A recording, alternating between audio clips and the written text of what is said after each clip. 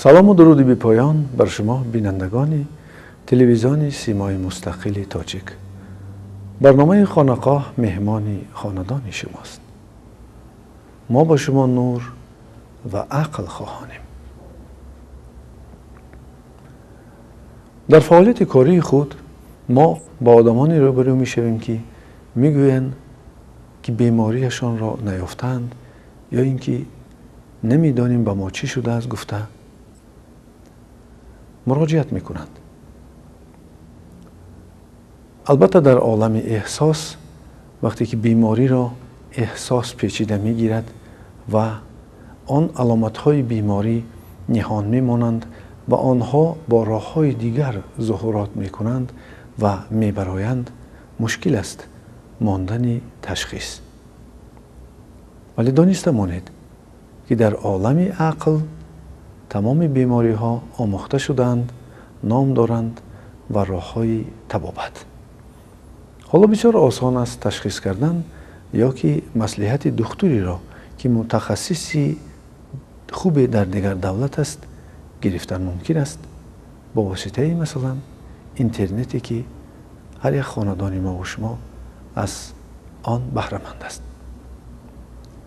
ولی به هر حال برای اینکه ما آدم را فهمانیم که بیماری شما معلوم است، آموخته شده است، ما او را اول باید به معاینه چپ، معاینه عقلی گذرانیم و او جهان را به منطق عقلی بیند و با واسطه آن عالم را درک کند، یعنی عقل گرایی. باری دیگر باز تکرار میکنم که هر یکی آن کسانی که حالا ما را میبینند بدانند و آگاه باشند هر بیماری که آدمان میشوند آنها آموخته شدند، نام دارند و راه‌های طبابت. هر یک بیماری سبب دارد و نتیجه دارد. فقط شعوری وسیع دکتر لازم است که تواند آن بیماری را به شکل کل بیند و سبب آن را که برطرف کرد، آن وقت نتیجه آن خوب می شود. شرطاً ما چنین آدمان را تقسیم می کنیم وقتی که به مشکلات از آن جمله بیماری گرفتار می شوند. اینها بیماری هایی هستند که از حساب نفهمیدن، ندانستن و قبیح کرده گوییم نادانی ظهور می کنند و این را ما از بیدانشی یا بی اطلاعاتی درباره این یا آن بیماری می فهمانیم. چون این آدمان را وقتی که ما اطلاعاتی درست می دهیم درباره سلامتی یا که بیماری او، تا 44% موافق حساب و کتاب دانشمندان آلمان صحت می شوند. چند فایز دیگری آن بیمار می شوند از آن رفتار و از آن خصلت و از آن خاراکترهای خود که سبب ناراحتی او می شوند و اینها قوت زیادی عصب را صرف می کنند. یعنی این آدمان از حساب صرف زیادی نیروی عصب کمی آن عذاب می کشند. چون این بیماران که در طب آن را استنیزاسیا نرو سیستمی یا که مانده شوی سیستم عصب میگویند، دکتر به دکتر، طبیب به طبیب میگردند ولی در هیچ کجا آنها کمک گرفته نمیتوانند تا اینکه ما قوه عصبی آنها را پر نکنیم و قوه عصبی آنها را ما پر میکنیم و مناسبت با شعور کائنات به اجرای منتظم مشق‌های روانی که ما میفرمیم، با آنکه فکر خود را بند کردن به چیزی، با آنکه مهنت مفید کردن و غذای با شعورانه خوردن، با آنکه خواب نغز رفتن و مهر و محبت کردن، قوه نیروی او پر می شود. با آن وقت که قوه یعنی نیرو بسندگی کرد، می نمی تواند که آن را استفاده برد چی در جهان باطنی خود و چی در مناسبت با جمعیت. سومین آدمانی هستند که آنها از حساب وقت بیمارند. وقت البته از جانب هوش و شعور کائنات است. انسان در وقت دست ندارد، چون که در ریلز های وقت، در راه وقت انسان رفته ایستاده است و بیماری هایی هستند که آنها در گن های آدم نوشته شدند یا که پیدا می شوند موافق 30 سال. در این حالت انسان می تواند با این مشق هایی که ما می گوییم و مناسبت درست با هوش کیهان تواند که موج هایی که وقتی هستند از او بگذرند و وقت به او اثر نکند و آن تخم بیماری که در گن های او گذاشته شده است نشأ و نما نیابد. پس امروز برای شما ما بشارت می دهیم که هر یکی شما می توانید بفهمید درباره بیماری خود که شما چی بیمار شده اید، کدام قسم بدن شما بیمار شده است، کدام عضو شما عذاب دیده ایستاده است، احساس شما و فکر شما در کدام حالت است، روان شما به چی گرفتار شده است و چی پیش نظر می آید و این را کی استفاده می برد که باز شما را با ویروس و جن روبرو کند و باز تگ دل شما چی است و زیر شعور شما چی می گوید. این برای شما خبری خوش است. هر یکی شما می توانید بفهمید که چی سبب بیماری شما شده است و بیماری شما چی نام دارد و چی طور شما صحت می شوید. برای این شرط نیست که مثلا ما و شما یکدیگر را بینیم. همین دیداری تلویزیونی بس است که امروز ما مشق را اجرا می کنیم که سبب فهمیدن تشخیص، فهمیدن بیماری شما در سرشت شما مکان او هست. بشینید درست در جای نغز، بدن خود را آرام کنید و گوش به صدای ما دهید.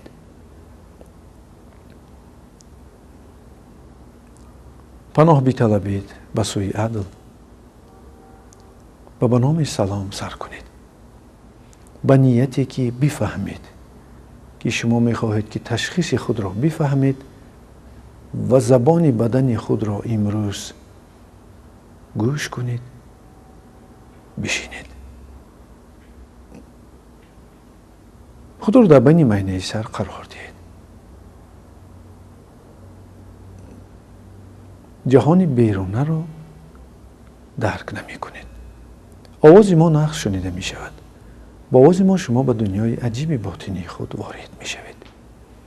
این مشق است، مشق روانی، سکوتی کبیر، تا اینکه شما درک کنید بدن خود را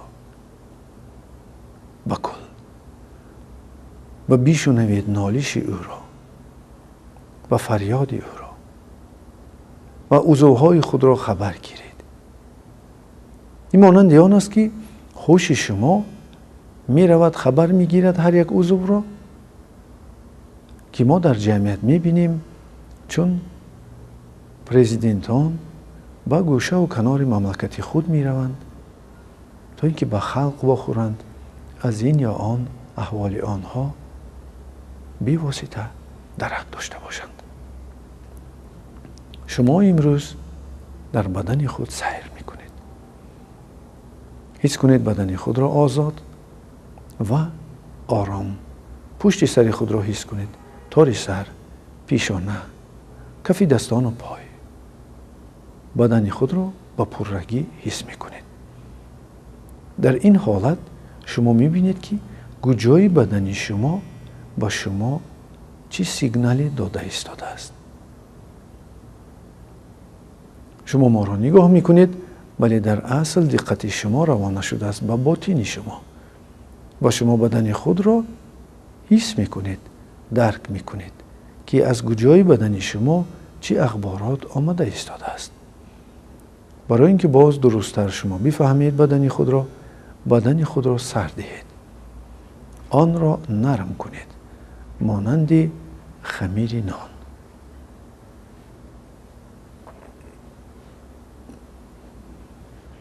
و چون بدن خود را سر دادید، شدت برطرف شد. اول چیزی که شما میبینید این شدتناکی است که در اطراف شماست یا که در این یا آن قسم بدن است.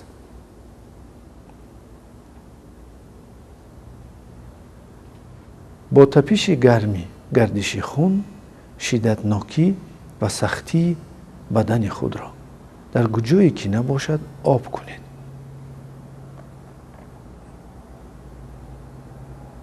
آن را نرم سازید. چون گردش خون به رگ و پیوندی خورد، یعنی به کاپیلرها که سر کرد، بدن وزنین فارم می شود. قوه جاذبه زمین را حس کنید و همان حسیات شما در آن است که بدن شما به شما چی می گوید. بی‌طاقتی و ناراحتی نکنید که بی‌طاقتی هم بیماری هست. برای آنکه بی‌طاقتی از شما برود، شکم خود را ملایم سازید. مشک آن را نرم کنید. پشت گردن، چشمان، روی، مغز سر، پوست سر و دست و پای خود را نرم و ملایم و وزنین فارم حس میکنید. اکنون شما درست حس میکنید که از کجای بدن چی می آمده است به شما، کدام نمود درد است، کدام ناراحتی است. این است تشخیص بدن. و بدن خود را به حال خود گذارید و با آنجا روانه سازید گرمی بدن خود را، یعنی گردش گرمی خون را که تپش دل قوت خود را به آنجا روانه می سازد. و بعد آن که ما شما را از این حالت می خیزانیم، در حقیقت نیست می شوند درد شما، ناراحتی و شدت شما گرفته می شود، ولی باز ما تشخیص می کنیم پیش نظر را. بسیار کسانی که روانی آدم را نمی دانند، آن چیزی که پیش نظر می آید آن را جن گفته مردم را به هراس گرفتار می کنند. نه، این خیالات و تصورات شماست.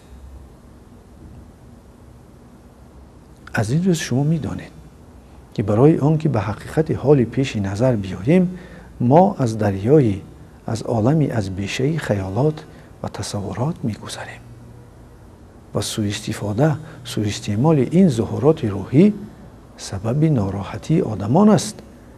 ایستید کسانی که جن پیش میکنید. ندانسته روانی آدم را به آن دست نزنید. انسان فرشته‌دار است. آمنت بالله و ملائکته. پیش نظر خود را ببینید که چی می آید و آنها را بگذارند و هر چیزی که پیش نظر شما می آید این آن مسئله و پرابلمی هست که معنی شما با آن بند است. زیر شعوری شما با شما چیزی می خواهد بگوید و یکی از ظهورات آن خواببینی شب است. ما همه نمود خوابی شما را تعبیر کردن می توانیم. تازه می شود پیش نظر و بیارید رنگ های زیبا را، منظره های زیبایی که شما از ایام خوردی در معنی سر خود ثبت کرده اید. این بهتر است برای شما از آنکه شما هر چیزی را در معنی سر خود راه می دهید. تازگی بدن و تازگی خانه، تازگی دهان و تازگی روی، همه این را شما اجرا می کنید. پس تازگی روان خود را، قلب خود را هم امروز سر کنید که ما به شما کمک میکنیم. اکنون فهمیدید که چی پیش نظر می آمده است و درک کردید مسئله های مهم خود را و بگذارید به معنی چپ. فکر، کدام فکری در شما شاهیگری می کند آن را امروز ببینید و روی راست به آن راست بیستید و بر مقابل آن فکر شما فکر و اندیشه های نیک را گذارید. طبیعت که دست قدرت خداست چنین کرده است. شما اگر بدن را نگاه و بین می کنید، در بدن در معنی که آن را نگاه و بین می کند داروی اندورفین حاصل می شود و حلاوت تن است و بی‌دردی است.